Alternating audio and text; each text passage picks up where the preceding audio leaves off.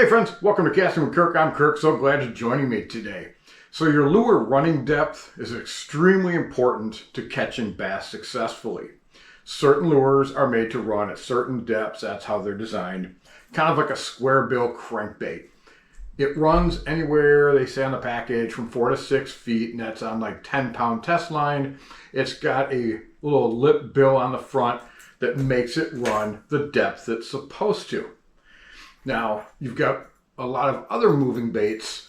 Just as an example, you've got your spinner baits, you've got your chatter baits, and those you can kind of control the running depth. How do we do that? There's a couple of different ways. One of the simplest ways to control the running depth of your lure is by your rod tip height. Now, this plays an important part, especially when you have cover, when you have structure that's under that water that you're going to run into or that you're trying to run into.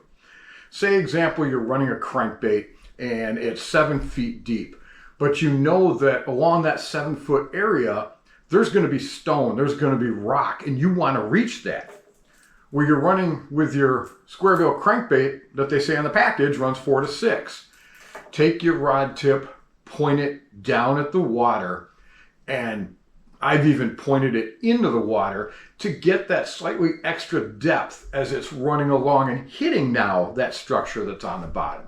But what do you do if you're, say, running your spinnerbait and you keep smashing it and getting it all snagged up in, say, submerged weeds that are at 4 feet deep?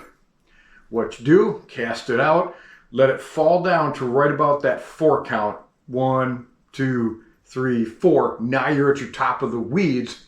Begin turning your crank handle, but raise your rod tip up at about a 45-degree angle. That's going to bring that lift to that spinnerbait and keep it right on the top, maybe bouncing it just off the top or even up in the 3-foot range where the bass are going to come out of the weeds and hit it. A real standard one, a lot of times it works if you've got open water and you've maybe got some submerged weeds that are 6 to 8 feet deep and you just want to be hovering above it, say like with a chatterbait sometimes, or even that spinnerbait. And that is just keeping it out right, like straight out in front of you, just above your waist level, and you're just going to crank it along. Now the second way to do this is the line type and the diameter of it.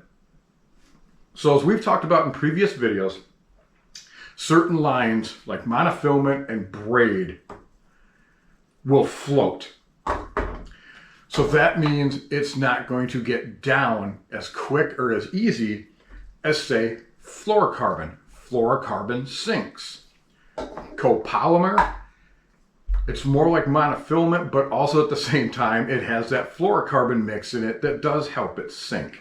And say you're running your crankbait on 10-pound fluorocarbon and you're, say, hitting that 6 feet deep and you're realizing as you're going along that the level is starting to come up, say, on the shoreline, and now you're only 4 feet deep. You could change it out then, say, to a monofilament that is 12-pound, or even stick, say, you're cranking fluorocarbon at a 10-pound, go up to a 15-pound fluorocarbon. The thicker the line, the less it's going to sink and create resistance. I hope you folks enjoyed this video, and you folks have yourself a great day.